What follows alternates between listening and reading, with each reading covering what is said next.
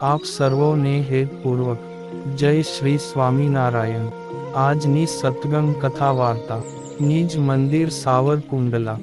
આજની સત્સંગ કથા વાર્તામાં આપણે પવિત્ર ચાતુર્માસ અંતર્ગત શ્રીમદ સત્સંગી જીવનની કથા સાંભળશું। પ્રકરણ 3 અધ્યાય 11। સુવ્રત મુનિ કહે છે કે, હે રાજન, વિનયથી નમ્ર થયેલા તેમજ લોક વ્યવહાર અને શાસ્ત્ર વ્યવહારમાં વિચક્ષણ એવા સર્વે ભક્તજનોનો આદર સત્કાર કરીને ભગવાન શ્રી હરિ સભાજનોના સાંભળતા પૂછવા લાગ્યા। ભગવાન શ્રી નારાયણ મુનિ પૂછે છે કે, હે ભક્તજનો, તમારા દેશમાં અમારા વિશે લોકો શું વાતો કરે છે? વળી અમારા આશ્રિત ત્યાગી સંતો, ગૃહસ્થ ભક્તો તથા સધવા વિધવા સ્ત્રી ભક્તજનો વિશે કેવી વાતો થાય છે? તથા અમારાથી વિમુખ એવા અસત્પુરુષો અને પોતાની જાતે જ ગુરુ થઈ બેઠેલા અસદ્ગુરુઓની કેવી વાતો થાય છે? સુવ્રત મુનિ કહે છે કે, હે રાજન, ભગવાન શ્રી હરિએ આ પ્રકારે પૂછ્યું, તેથી જે ભક્તોને જે રીતે લોકવાયકા સાંભળવામાં આવી હતી તેમજ પોતે જે રીતે અનુભવ્યું હતું તે સમગ્ર વૃત્તાંત શ્રી હરિ પ્રત્યે કહેવા લાગ્યા। ભક્તજનો કહે છે કે, હે ભગવાન, અમારા દેશમાં વિમુખજનો પણ તમારે વિશે વાતો કરે છે, તે તમને જણાવીએ છીએ। હે વિભુ, વિમુખજનો પણ કહે છે કે અત્યારે આ ધરતી ઉપર નારાયણ મુનિને ધન્ય છે, કારણ કે એ ભક્તિ, જ્ઞાન અને વૈરાગ્યયુક્ત સમગ્ર એકાંતિક ધર્મનું રક્ષણ કરે છે। વળી એ નારાયણ મુનિ છે તે ગૃહસ્થાશ્રમી સિવાયના આશ્રમવાળા પુરુષને અને ત્યાગી સાધુઓને તેમજ વિધવા નારીઓને દુષ્કર એવું 8 પ્રકારના બ્રહ્મચર્યનું પાલન કરાવે છે, અને જે કામદેવના પ્રભાવથી મોહ પામેલા વિદ્વાન પુરુષો પણ પશુઓની પેઠે પોતાના ગોત્રની સ્ત્રીઓ પ્રત્યે ગમન કરે છે, તે દુર્જેય કામ દોષનો નારાયણ મુનિ પોતાના આશ્રિતો પાસે ત્યાગ કરાવે છે। અને વળી લોકો કહે છે કે જે ધનના લોભથી વિવેકી જનો પણ પોતાના બંધુઓ, મિત્રો વગેરેની હત્યા કરે છે, અથવા બીજા પાસે હત્યા કરાવે છે, તે લોભ દોષનો એ સ્વામિનારાયણ પોતાના આશ્રિતો પાસે સદંતર ત્યાગ કરાવે છે। તથા જે રસાસ્વાદને આધીન બનીને આકુળ વ્યાકુળ થયેલા પુરુષો કામથી મોહ પામે છે, તેમજ પોતાનાથી નીચી જાતિમાં જન્મેલા શૂદ્રોના હાથનું અન્નાદિક ભક્ષણ કરી જગતમાં વર્ણ સંકરતા જન્માવે છે, તેવા રસાસ્વાદનો શ્રી હરિ આશ્રિતો પાસે ત્યાગ કરાવે છે। અને વળી જે મનુષ્યો દેહાદિકમાં રહેલા સ્નેહને કારણે રૌરવાદિક નરકને પામે છે, તથા આ લોકમાં જે સ્ત્રી ધનાદિક પદાર્થમાં રહેલા સ્નેહને કારણે બીજા જન્મમાં તે પદાર્થ સમાન આકાર પ્રાપ્ત કરાવે છે, એવા સ્નેહ દોષનો શ્રી હરિ ત્યાગ કરાવે છે। વળી લોકો કહે છે કે જે માન દોષને આધીન થયેલા શાસ્ત્ર વેદતા પુરુષો પણ પોતાના આચાર્ય તેમજ સાધુ પુરુષોની અવગણના કરે છે, તથા જે માનથી મનુષ્યો પોતાનું પાપ ગુપ્ત રાખે છે, અને આત્માની શુદ્ધિ માટે પણ નિષ્કપટ ભાવે સાધુ પુરુષોની આગળ પણ જણાવી શકતા નથી, તેમજ આ માન થકી જ નિર્દયપણે હિંસા કરાવનારા, ન બોલવાના, વેણ બોલાવનારા, તેમજ પોતાની અને પારકાની ઘાત કરાવતો ક્રોધ પણ ઉત્પન્ન થાય છે। આવો દુર્જેય માન દોષનો સ્વામિનારાયણ પોતાના ત્યાગી સાધુઓ પાસે ત્યાગ કરાવે છે। એટલું જ નહીં, તે સંતોને દુર્જનો વગર વાંકે માર મારે, દુર્વચનો કહે, તેમજ માથે ધૂળ ઉડાડે તો પણ તેને સંતો સહન કરે છે. તેથી સહજાનંદ સ્વામીને ધન્ય છે. એ સહજાનંદ સ્વામી જ સાચા સદ્ગુરુ છે. ધરતી ઉપર એમની સમાન અન્ય કોઈ મહાપુરુષ નથી, એ નિશ્ચિત વાત છે. અને તે સ્વામિનારાયણના સાધુઓને પણ ધન્ય છે કે પોતાના ગુરુ સ્વામિનારાયણે કહેલા બ્રહ્મચર્યાદિક ધર્મોનું યથાર્થપણે નિયમમાં તત્પર થઈ પાલન કરે છે. તેમના આશ્રિત ગૃહસ્થજનોને પણ ધન્ય છે, કારણ કે તેઓ પરસ્ત્રીને તો પોતાની માતા અને બહેન માનીને વર્તે છે. તે ગૃહસ્થજનો વિધવા સ્ત્રીઓનો ક્યારેય પણ સ્પર્શ કરતા નથી. એટલું જ નહીં, પણ આપતકાળ પડ્યા વિના તો પોતાની માતા, બહેન અને દીકરી સાથે એકાંત સ્થળમાં રહેતા નથી. તથા ક્યારેય ગાંજો, ભાંગ, અફીણ, મદ્ય, મત્સ્ય ને માંસ ભક્ષણ કરતા નથી. તેમજ ન્યાય, નીતિથી ધન સંપાદન કરે છે. કોઈએ અર્પણ નહીં કરેલા તૃણાદિક વસ્તુનો ક્યારેય સ્વીકાર કરતા નથી. એટલે કે પૂછ્યા વિના પારકી વસ્તુ લેતા નથી. આપતકાળમાં પણ પોતાની કે પારકાની હત્યા પણ કરતા નથી.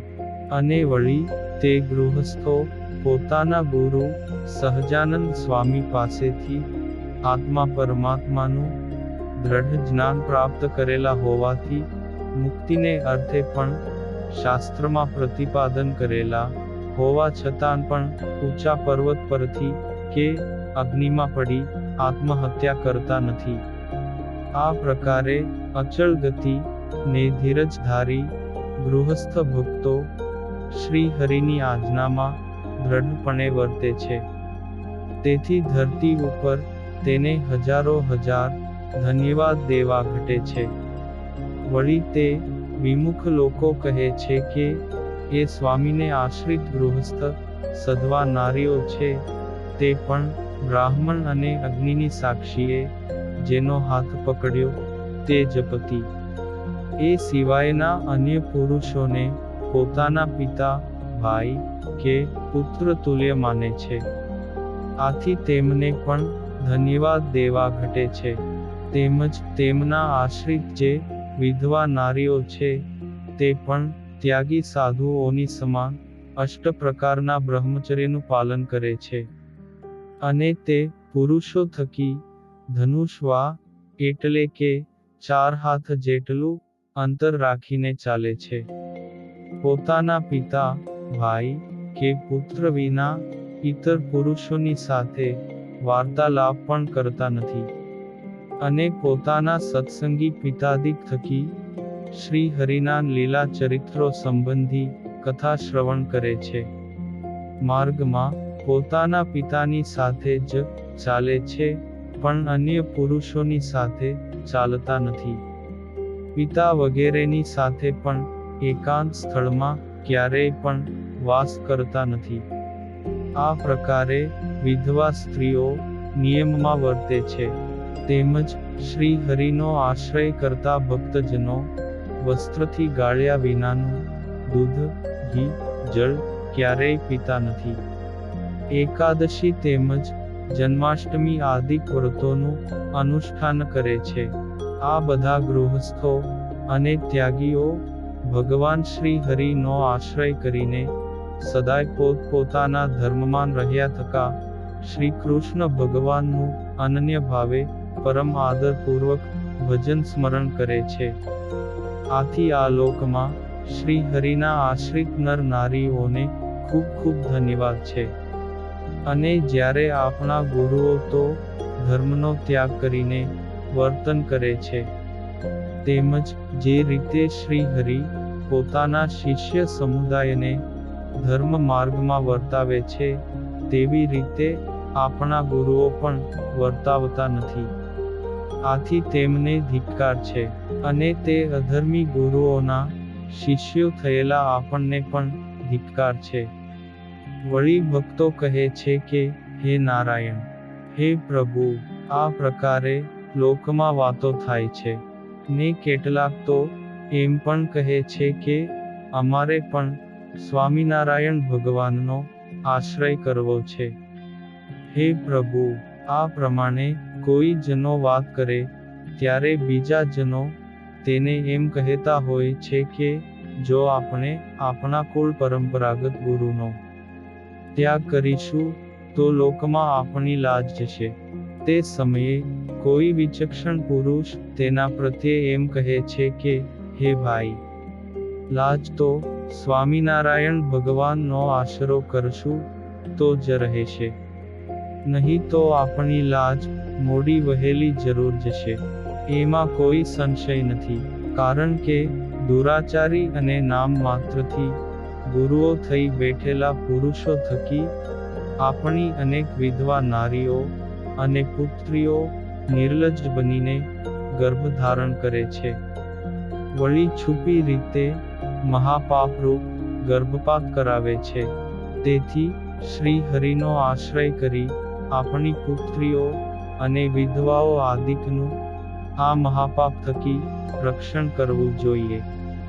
હે પ્રભુ, આ પ્રકારના તેઓના વચન સાંભળીને તેમને સમર્થન આપતા અન્ય મનુષ્યો કહે છે કે, આ પ્રકારનું પાપ આચરવા છતાં પણ અત્યાર સુધી બાહ્ય રીતે આપણી લાજ સમાજમાં જળવાઈ રહી છે, પરંતુ વર્તમાન સમયમાં પૃથ્વી પર અંગ્રેજ સરકારનું સર્વત્ર રાજ્ય શાસન પ્રવર્તી રહ્યું છે.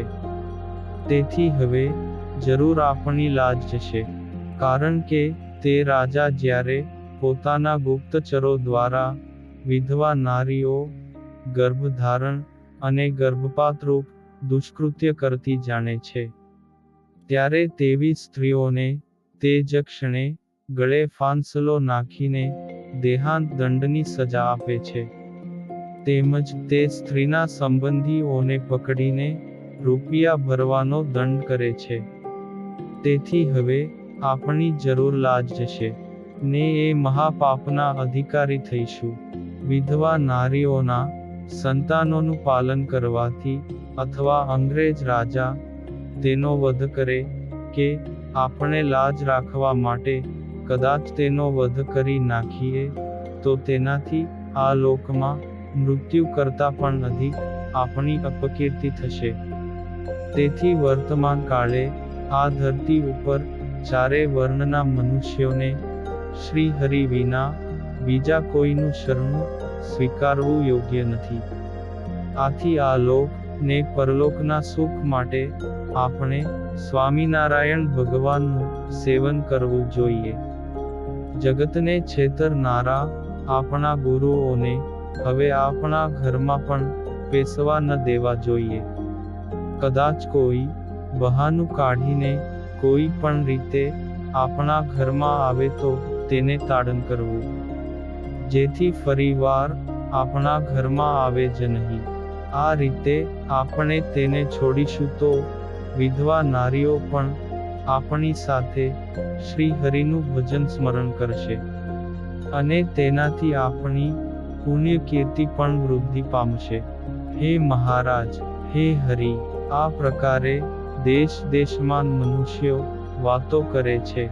આ પ્રકારે અમે જે સાંભળ્યું ને અનુભવ્યું તેની વાત તમને જણાવી.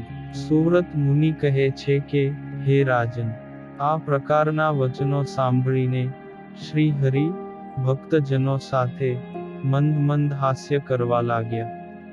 તેમજ દિવ્ય સ્વરૂપધારી માતા પિતાના દર્શન કરી તેમને પણ સંતોષ ઉપજાવવા લાગ્યા.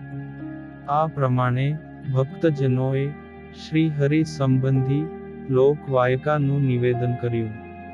ત્યારબાદ શ્રી હરિના આદેશથી નિવેદન કરવા આવેલા સર્વે ભક્તજનો શ્રી હરિના ચરણનો સ્પર્શ કરી અતિ હર્ષપૂર્વક નમસ્કાર કરી તેઓ સર્વે સભામાં પોતપોતાની જગ્યા પર બેસી ગયા.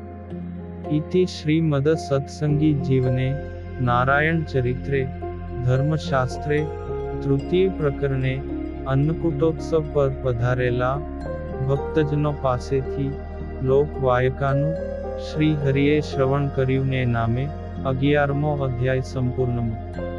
અને હવે પછીની કથા વાર્તા આપણે આગળના ભાગમાં સાંભળશું. અત્યારે આપ સર્વોને ભાવથી જય શ્રી સ્વામિનારાયણ.